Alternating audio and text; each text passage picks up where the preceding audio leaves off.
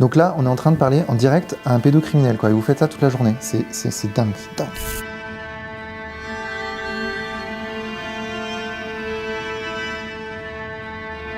À l'heure actuelle, le pédocriminel isolé chez lui à la maison n'existe plus. Ils sont tous, absolument tous, interconnectés via les réseaux sociaux. Dites-moi, est-ce que vous pensez que les enfants sont en sécurité sur les réseaux sociaux? Ouais, ça va. Pas du tout. Les enfants en sécurité? Oui. Il n'y a pas des problèmes qu'ils pourraient rencontrer sur les réseaux sociaux, par exemple la pédophilie? Pas plus que dans la rue.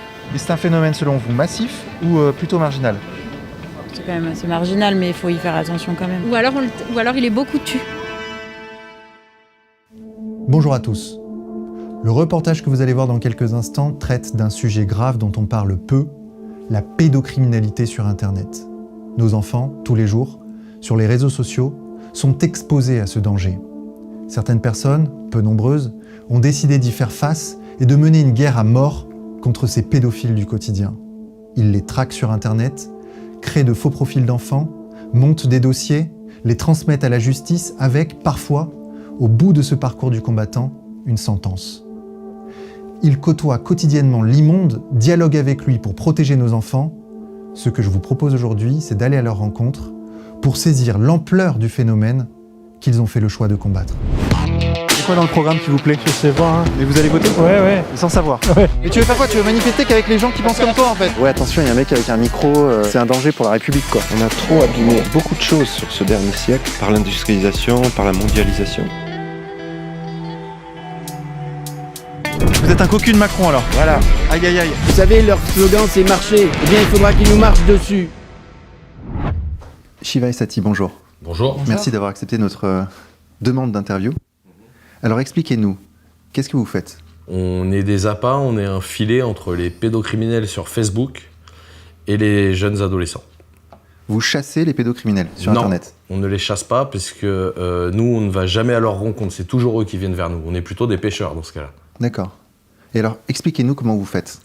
Eh bien, tout simplement, on crée un faux profil de petite fille de 13 ans. Très, très simplement, on le fait vivre comme une petite fille de 13 ans le ferait, avec ses passions, avec sa communication.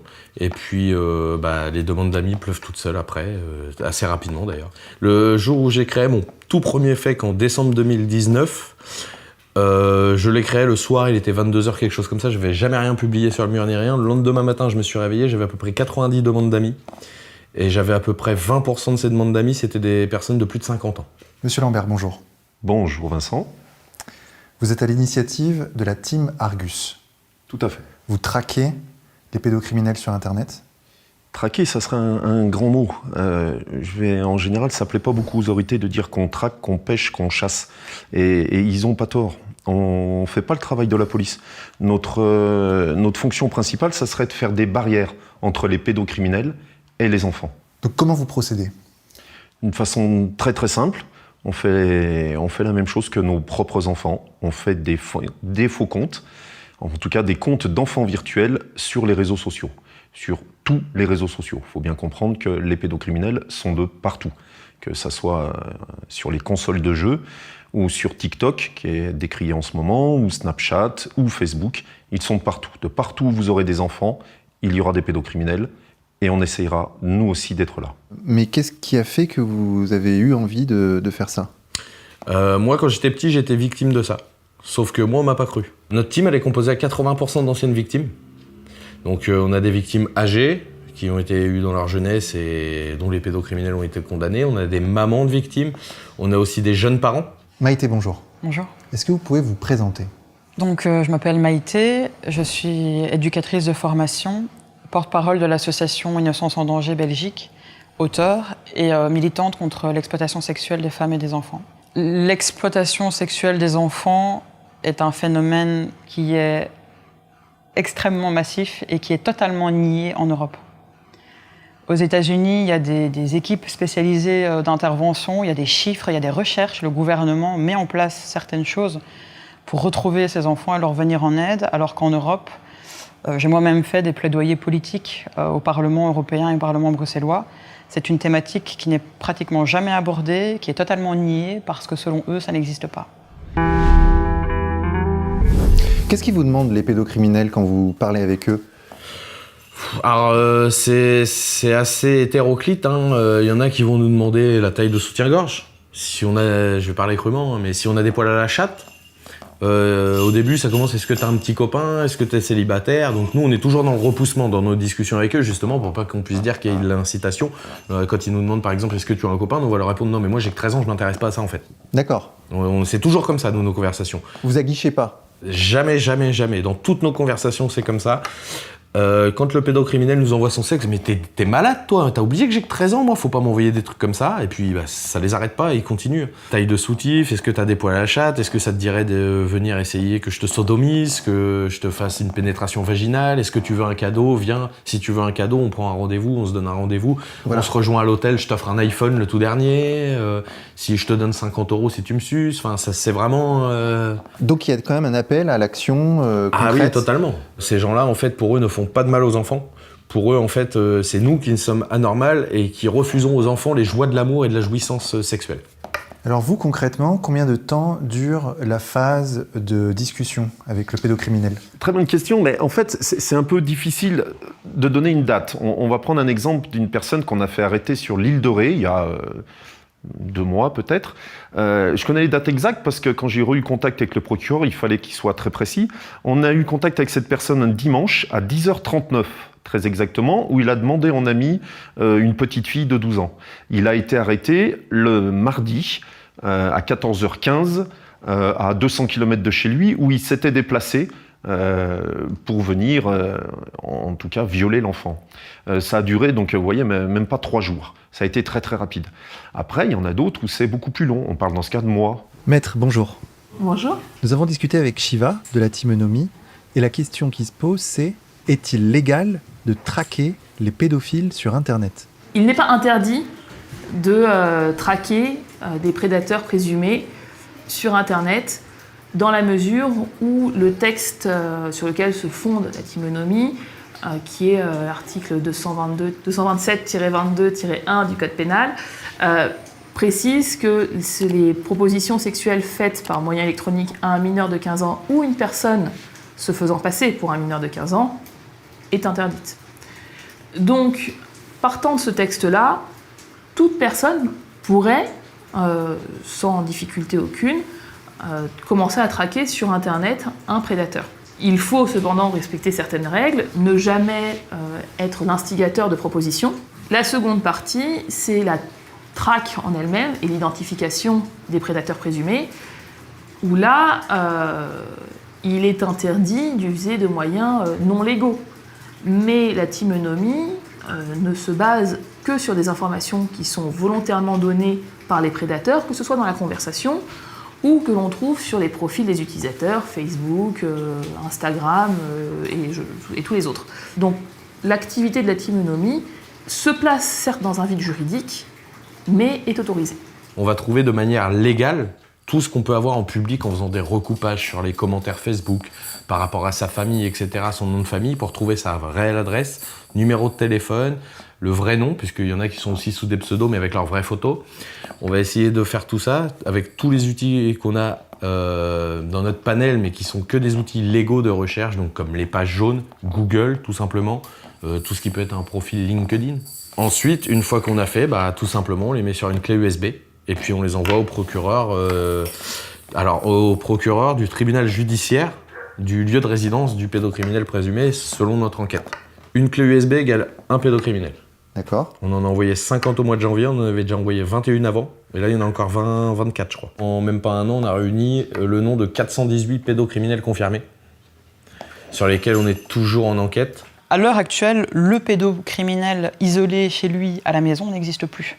Ils sont tous, absolument tous, interconnectés via les réseaux sociaux.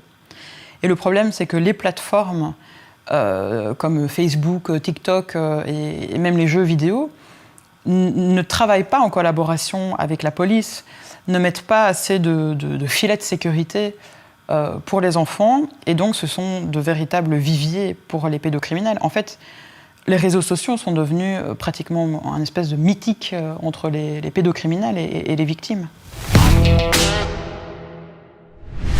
Vous pourriez nous montrer un exemple de conversation que vous avez eue? Bien sûr. Donc ça, c'est une conversation avec un pédocriminel, il faudra bien flouter. Ça, C'est une conversation avec un pédocriminel du début. Donc il commence, coucou, salut, ça va, tu vas bien, je suis malade, j'ai mal au ventre. Est-ce que tu seras en forme pour discuter en caméra? Il nous demande. Moi, au pire, tu me materas moi. Donc ça, c'est une personne d'une 40aine d'années. Hein. D'accord. Assez rapidement, on lui dit que non, en fait, que ça ne nous intéresse pas. Je manque de stimulation, t'es célib depuis quand? Vous voyez, il a 40 ans, il sait bien que la petite fille a 13 ans, on lui a précisé juste avant. Et puis, bah voilà. Ah oui, ok, ça arrive. Ça arrive. Jolie photo, j'ai des envies, mais pourquoi tu m'envoies ça? Donc nous, on lui dit, mais... Donc là, il a envoyé, là, c'est nous qui l'avons zoomé, hein, excusez-moi. Hein. D'accord. Excusez-moi pour les images, c'est pas forcément beau.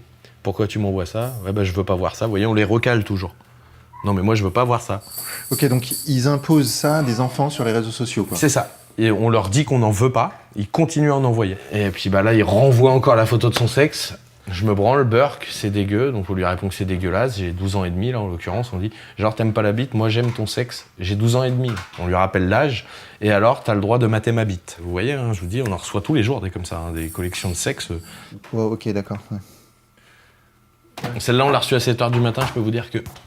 Ouais, bah oui, non, c'est horrible. Vous avez combien de photos comme ça, là? Enfin, combien de quantité de photos Des photos de sexe j'ai dû en voir plus que certaines actrices porno, je pense. Ah ouais.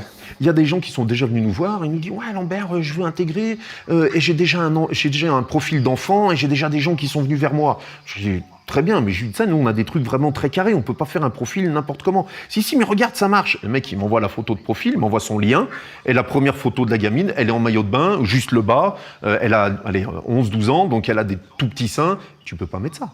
Si tu mets ça, à force, on fait un site pour pédocriminels, on fait pas un site pour les neutraliser. Tu peux pas mettre la photo d'une gamine à moitié à poil, c'est pas possible. Ou en jupe trop courte, ou maquillée, ou quoi que ce soit. On nous reprochera un jour ou l'autre d'avoir fait de l'incitation. Et il n'y a pas besoin, Dallas, fais-moi voir la photo de s'il te plaît. Ton profil. Juste une petite précision ici. Nous parlons actuellement au téléphone avec Dallas, qui est un intercepteur de la team Argus. Il partage actuellement son écran avec Lambert, ce qui veut dire que ce qui s'affiche à l'écran ici, c'est ce qui se passe en direct sur l'ordinateur de Dallas. Voilà. Ah oui. Ça, c'est 13 ans. Ça, c'est un adulte rajeuni par une application. Ouais. Ah ouais, d'accord, c'est comme ça que vous faites. Fais-nous voir ce qu'il y a sur ton profil, ce qu'elle raconte régulièrement. Voilà, ce matin. Bon, pour la grasse matinée, on repassera. Merci maman, tu vois. Okay. Fait chier, sa mère, elle la réveille tout le temps. Ce que dirait un enfant. Bien sûr. Le mec qui vient pour voir si c'est un vrai profil, il tombe dans le panneau. Ah oui, c'est un vrai profil. C'est un enfant virtuel. Et vous avez assisté à des cas d'arrestation? Est-ce que vous donnez des faux rendez-vous? Non, on donne pas de faux rendez-vous. Nous, on n'est pas les forces de l'ordre. D'accord. On va pas aller au faux rendez-vous. On sait pas sur qui on peut tomber. J'ai beau faire mes 100 kilos. Le mec, s'il se tire en courant, qu'il court plus vite que moi, s'il a une petite fille dans la cave, il va l'égorger. Et la faute sera à qui? Ça sera à moi. C'est aux forces de l'ordre de les interpeller, de leur donner des rendez-vous, d'aller à leur domicile faire les choses. C'est pas à nous. Nous, on aide juste la justice en leur transmettant ça parce que on pense qu'ils peuvent pas avoir l'œil partout. Et les policiers et les gendarmes collaborent bien avec votre organisation? Alors, contrairement à ce que j'ai beaucoup entendu, ils collaborent, mais tout le temps. Il n'y a pas un dossier que la team Argus n'ait pas posé aux forces de l'ordre, ou je vous dis aux magistrats, qui a été jeté à la poubelle, où on n'ait pas eu de suite judiciaire. Alors attention, je ne vous dis pas qu'ils ont tous pris 10 ans. Certains n'ont pas encore été condamnés, certains sont libres en attendant leur jugement, certains sont sous contrôle judiciaire, d'autres sont en préventive. Mais tous nos dossiers, tous, je vous dis bien, ont été pris en considération. Tout le monde. Est-ce qu'on peut discuter en direct là avec un pédocriminel? Donc là, clairement, on voit, vous dites arrête, putain, en fait, vous êtes vraiment pas du tout dans ce qu'on disait tout à l'heure, quoi. Vous cherchez pas à guicher, mais au contraire à plutôt réfréner. C'est ça. Et le mec, il continue, quoi.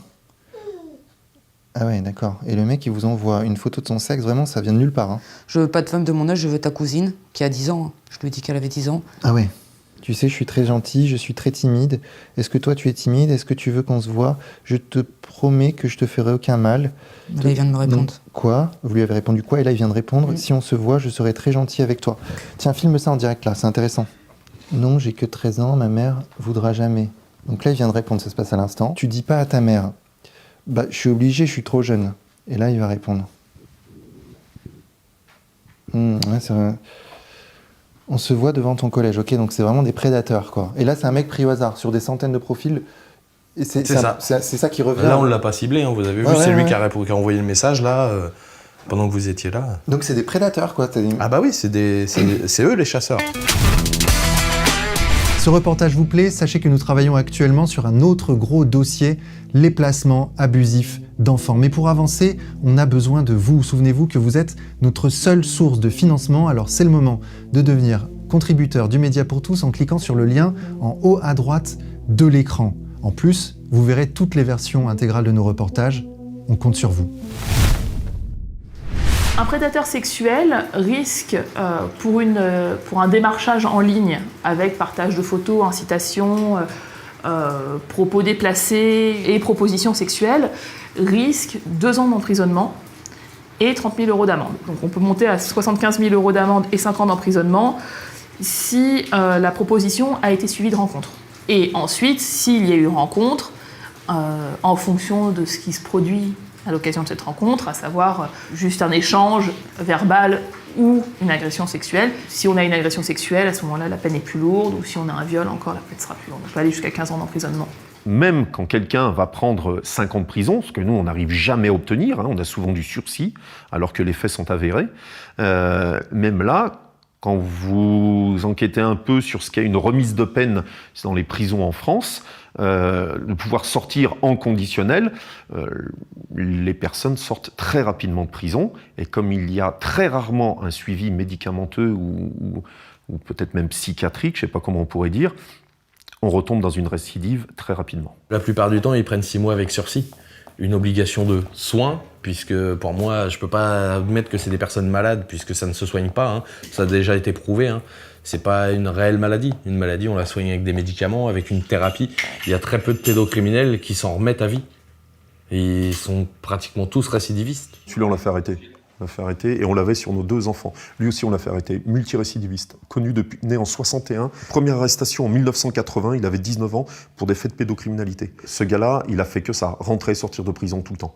Et c'est le proc qui m'a dit qu'à chaque fois qu'il a violé un enfant, c'était ignoble ce qu'il faisait. Tellement les gamins sortaient...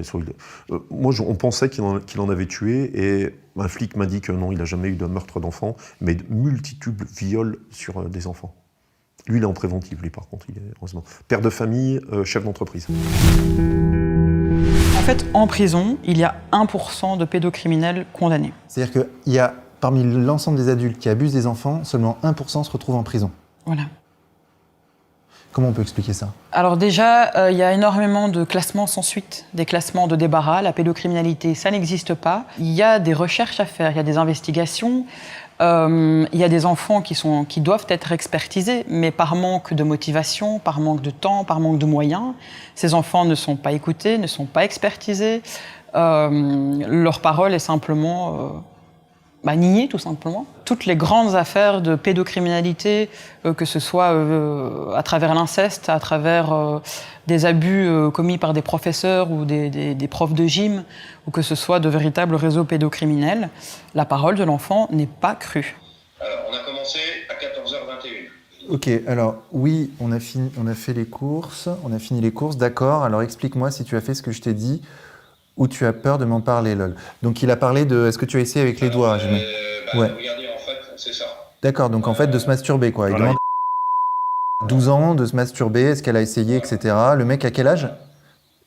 Il a 64. 64 ans. 64. Est-ce que tu t'es masturbé? Tu devrais essayer, ça fait du bien. Je connais beaucoup de filles de ton âge qui se masturbent. Et toi, tu lui réponds donc, ça veut dire quoi masturber? Ça veut dire faire comme je t'ai expliqué. Ah d'accord, je savais pas, désolé. D'accord, donc tu fais vraiment l'innocent. Ah oui. Ok, et lui, il insiste. Ce n'est pas grave, tu es encore jeune, il faut que tu apprennes à faire tout ça. Tu verras, ton minou va aimer ça, il va être tout mouillé, mais c'est normal. Tu m'expliqueras si tu viens comme t'as dit. Oui, mais pour ça, tu dois être toute seule chez toi parce que si ta mère te voit, tu te ferais engueuler, lol. Et si je vais te voir, je te le ferai moi-même. Je te mettrai mes doigts dans ton minou, ce sera encore mieux. Et toi, tu lui réponds, c'est possible ça? Oui, c'est possible, je le fais souvent avec d'autres filles et même beaucoup plus. Ah bon, je te crois, tu me l'avais dit. Si tu veux, on fera autre chose aussi. Tu as déjà vu un homme et une femme qui font ça. Si tu veux, je t'envoie une photo pour te montrer. Alors toi, tu réponds non, je connais pas. Et tu lui dis comme tu veux. Bon, là, il t'envoie une photo qu'il a effacée. On voit le message retiré. Donc le message retiré, c'est ça. Oh là là. Elle a quel âge, la gamine, là? Elle fait gaffe avec ça, hein? Ben, on est à la limite, hein, et je viens de la recevoir, tu veux que je fasse quoi? Ouais. Je viens de la recevoir, donc pour l'instant, j'ai pas le temps de... Voilà, ça date d'il y a- Alors, il y a- un des gros dangers pour nous, c'est qu'il est strictement interdit de posséder une photo pédocriminelle. Une photo pédopornographique. Là, on est très limite, là. Hein. Là, pour moi, la gamine, elle ressemble à une mineure. Hein. Tu aimerais essayer ça, il insiste, tu aimerais essayer ça. Toi, tu dis, donc c'est dingue, j'ai jamais vu ça. Ah ouais, il dit, je le fais souvent. Ouais, Donc en gros, d'avoir des rapports sexuels avec des enfants, quoi. des enfants. Il te demande si tu aimerais essayer. Donc là, il y a encore 2 photos. Donc ce qu'il a envoyé, c'est les 2 photos, c'est celle-là. Oh, ouais, d'accord. Je t'envoie une dernière photo pour te montrer comment il faut faire pour faire bander un homme. Tu lui suces son sexe et un homme lèche le minou d'une femme. Ça va, tu n'es pas trop choqué pour le moment, lol. J'ai jamais vu ça. Tu aimerais faire tout ça? On peut faire ça à 13 ans? Oui, je connais même une fille de 11 ans qui le fait. Même si je te dis avec qui elle fait ça, tu seras choqué. Tu veux savoir avec qui? Oui, tu peux me dire si tu veux. Avec son papa et son grand-père. Est-ce que vous avez étudié l'impact que peut avoir une conversation avec un pédocriminel sur un enfant? Parce que les gens qui regardent cette vidéo pourraient se dire, certains d'entre eux peut-être, on en fait trop, ça va, l'enfant il zappe et puis il passe à autre chose. Est-ce que c'est si simple que ça ou pas? Non, pas du tout. Même s'il n'y a pas eu de passage à l'acte et que le pédocriminel est resté dans son fantasme, il a amené, alors en fonction de l'âge de l'enfant aussi, mais il a amené un enfant qui est censé être insouciant vers une forme de sexualisation, d'objectivation, de choses qui ne sont pas de son âge en fait. Et donc cet enfant qui n'a forcément, normalement, pas de vie sexuelle et qui ne doit pas apprendre ces choses-là à cet âge-là, il va les lui amener, mais en les lui amenant mal. Donc après, il y a tout un travail psychologique et un accompagnement à faire avec cet enfant à qui on a inculqué de mauvaises bases pour commencer.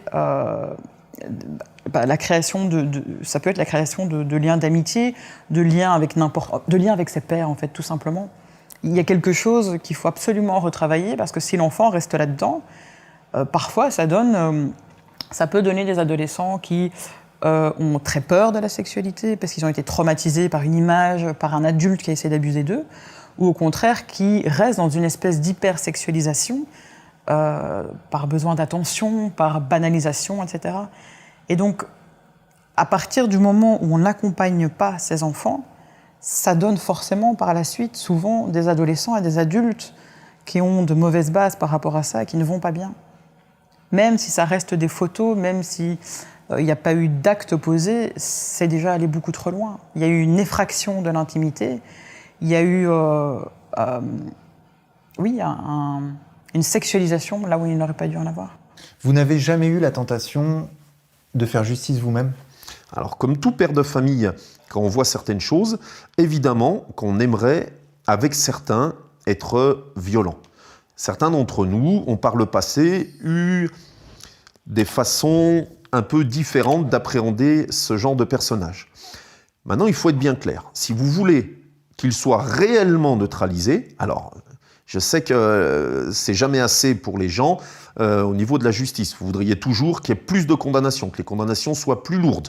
Mais en tout cas, si vous voulez qu'il y ait un réel résultat, il faudra passer par quelque chose de non violent avec la collaboration de la police, de la gendarmerie, des forces de l'ordre en général et d'un magistrat. On ne peut pas faire justice soi-même en Europe. C'est impossible. Vous ne pouvez pas. Et je vous le déconseille forcément. Vous aurez des problèmes de toute façon et le gars, lui, va être libéré bien avant vous. Donc ça, c'est à propos du dernier film de Netflix. Ça, c'est sur un forum pédocriminel, vous voyez. Donc le dernier film de Netflix, vous savez, c'est Mignonne, ça s'appelle, en français. Ouais. C'est leur dernière série. Avez-vous vu Mignonne? Effectivement, il est pas mal. Bon, certains vont juste se branler dessus sans rien y comprendre. En fait, c'est des enfants qui font du twerk, hein, clairement, qui va passer sur Netflix. Donc ça, les pédocriminels l'ont forcément repéré très vite. Hein. Des enfants qui dansent, quoi. C'est ça, mais qui twerk. Qui twerk en bougeant les fesses. D'accord. Donc c'est dans la bande-annonce, hein. Vous pouvez la trouver sur internet, vous tapez la bande-annonce de Mignonne. La réalisatrice, elle a dit que c'était justement contre les effets Instagram et compagnie. D'accord. Forum pédocriminel. Voilà. Forum pédocriminel. Ils en parlent, ils veulent récupérer des séquences pour se masturber dessus. Voilà. C'est dit, hein, c'est marqué, c'est pas moi. Quand il y a une hypersexualisation comme les minimis, comme ces films-là, hein, des gamines qui twerkent, quoi, des gamines de 10-13 ans qui twerkent, forcément que les pédocriminels, ça les chauffe. Ça leur donne envie encore plus d'y aller. Et pour eux, ça veut dire que dans leur tête, hein, quand on suit bien le forum, donc il est très très grand le forum, hein, je vais pas vous le montrer là, mais enfin je pourrais vous le montrer en off si vous voulez.